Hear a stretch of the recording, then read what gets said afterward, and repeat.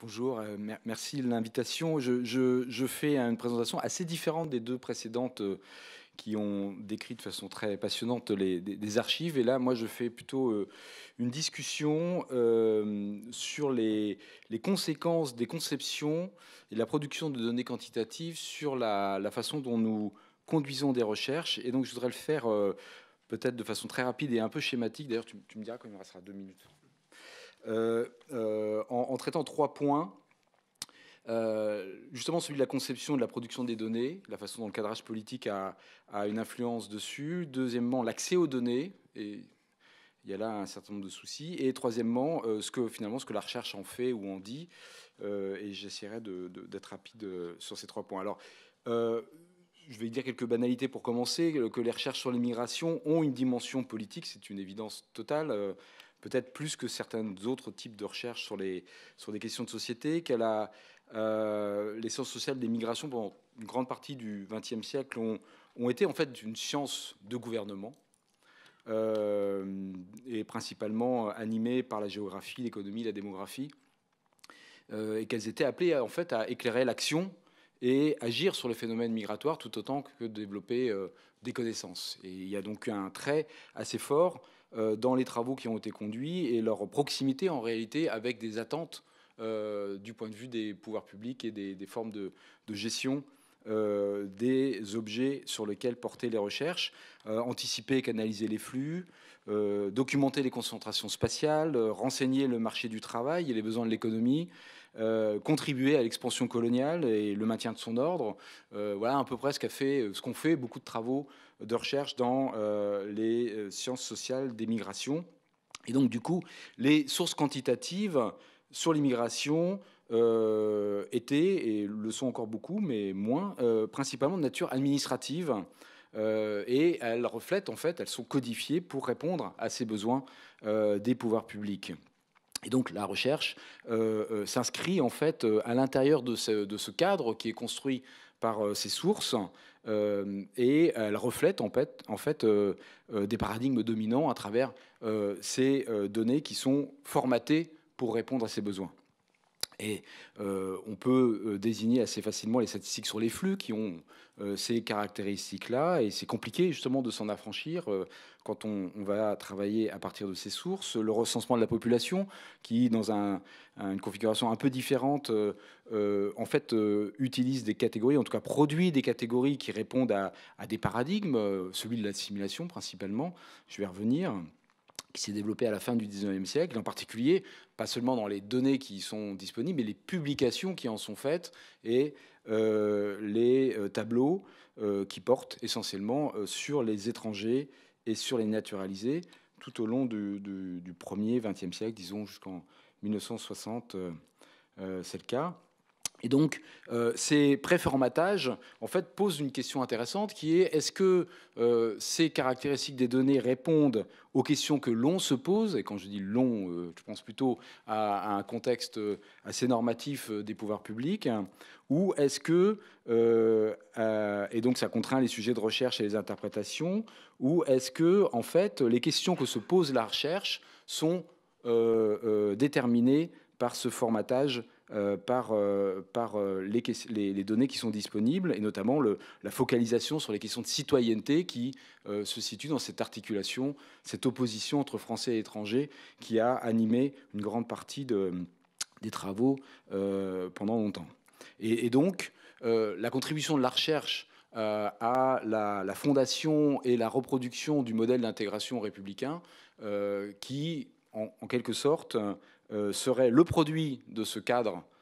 produit par les données, ou à l'inverse, les données sont assez ce qu'elles étaient, parce que précisément les chercheurs s'inscrivaient à l'intérieur de ce modèle dominant et donc le reconduisaient à travers leurs propres travaux et donc renforçaient la façon dont les données étaient construites. Je peux vous donner 2 exemples. Un premier qui concerne les États-Unis, notamment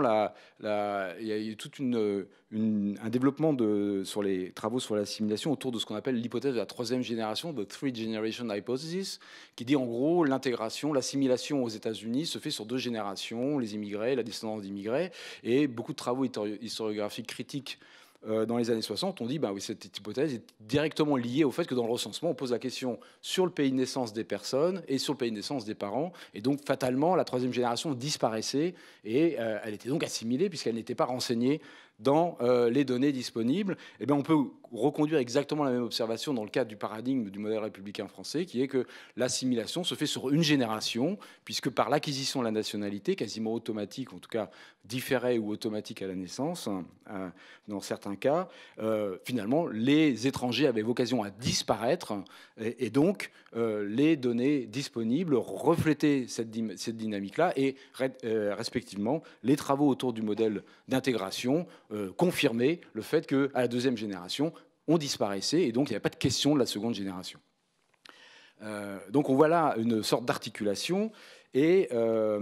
donc cet encadrement a évolué, et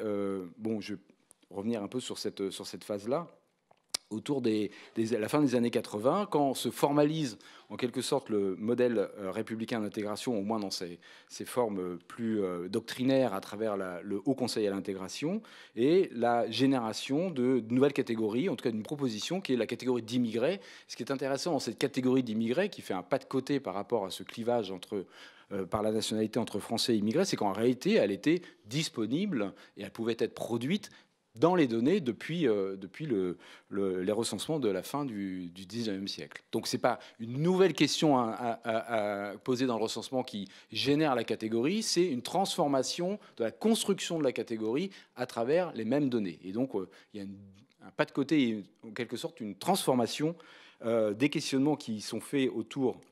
de la notion de nationalité et de l'acquisition de la nationalité dans son rôle de construction de cette dynamique de participation à la société, avec l'émergence de cette catégorie d'immigrés qui a été critiquée,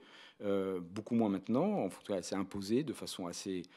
forte, et puis un nouveau débat à la fin des années 90 autour de la seconde génération, les descendants d'immigrés, et là aussi des questions sur leur identification, la manière de les identifier. Est-ce que ce sont eux les protagonistes ou les objets en fait des dynamiques d'intégration ou pas? Et puis dans les suites de cette question autour de la place de ces descendants d'immigrés dans la société française, en réalité, un déplacement des questionnements de l'intégration vers les discriminations, et là, l'arrivée vers des débats et des recherches autour des structures racialisées ou ethno-racialisées dans la société française et leur invisibilisation à travers l'appareil d'observation qui est disponible. Et il me semble qu'on se situe maintenant dans cet instant-là, qui est une prolifération, un développement d'autres formes de catégorisation qui ne sont pas inscrites dans le recensement, qui ne sont pas inscrites dans les outils statistiques administratifs, mais qui sont produits pour partie de façon relativement plus rare dans une pluralité d'enquêtes et de recherches quantitatives qui portent sur ces objets. Et donc c'est ce déplacement qui s'est produit dont il est question. Et là, on touche à une autre question, qui est le deuxième point, mais je vais être très bref dessus, qui est celui de l'accès aux données, puisque l'existence des informations, et notamment le fait que des questions sur le pays de naissance des personnes existent dans des fichiers administratifs, existent dans des enquêtes de la statistique publique depuis assez longtemps, ne veut pas dire que ces données étaient accessibles.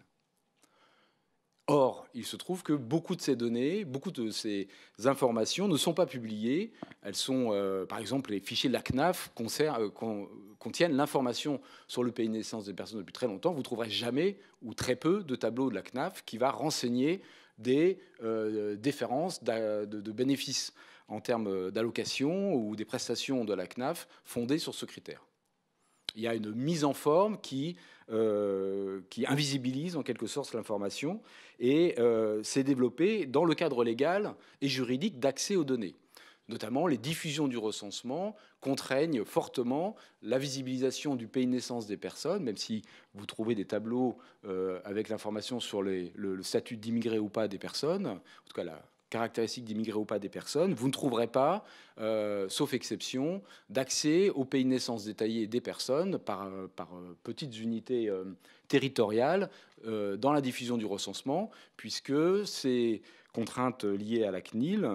imposent de ne diffuser que des informations sur des tririst, c'est-à-dire un peu des regroupements autour de 6 000 à 8 000 personnes.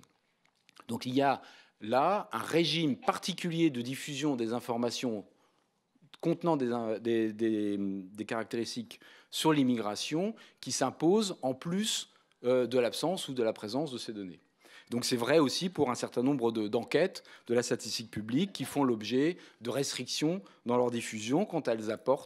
contiennent des caractéristiques qu'on qualifie de sensibles à travers l'article 8 de la loi Informatique et Liberté, alors même que c'est une contrainte juridique, mais c'est une contrainte juridique qui est renforcée politiquement, puisque de fait, le régime de diffusion des données est à peu près le même dans l'ensemble de l'Europe suite au RGPD qui est commun à tous les pays de l'Union européenne et la directive de 1995 sur la protection des données, mais les politiques mises en place à partir de cet appareillage juridique et ça veut dire 2 minutes ou ça veut dire une? Ou ça veut dire je conclus? Non, bon, mais je termine là de toute façon. Le cadre légal est assez comparable dans l'ensemble des pays européens, mais les pratiques sont extrêmement différentes. Et ces pratiques-là renvoient justement à ce contexte politique et une façon de visibiliser ou d'invisibiliser, de restreindre ou d'ouvrir l'accès à ces dimensions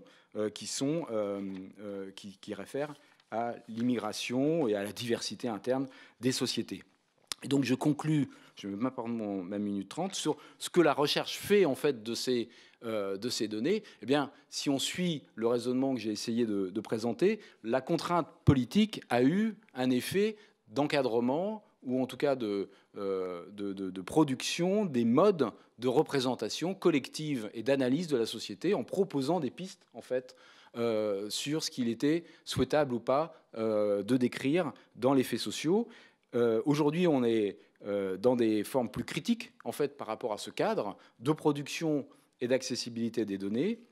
Il y a un plus grand pluralisme dans cette production, mais c'est un pluralisme limité parce que les enquêtes quantitatives sont coûteuses, elles demandent une expertise, elles demandent un appareillage de recherche, un équipement qui n'est pas disponible de façon très très simple, même si un certain nombre d'opérateurs, de bureaux d'études sont capables de répondre aussi à des demandes de ce point de vue-là. Dans le cadre particulier des recherches sur les migrations, on est confronté à des lacunes, disons des statistiques ordinaires, qui imposent de devoir renforcer de la production dans des enquêtes ad hoc qui vont compenser en fait cette absence d'information. Et donc, dans la santé, dans l'éducation, dans le logement, il y a l'obligation de passer par des informations extérieures parce que celles qui sont disponibles dans les statistiques administratives ne répondent pas à nos objets. Et c'est là une situation assez différente par rapport à nos collègues qui vont travailler de façon beaucoup plus directe sur les questions de genre, par exemple, où là, on va avoir disponible dans l'ensemble de l'appareillage statistique énormément d'informations qui permettent de construire son objet de recherche et de le développer. Sur les caractéristiques liées à l'immigration, on est beaucoup plus limité et ça impose d'autres stratégies.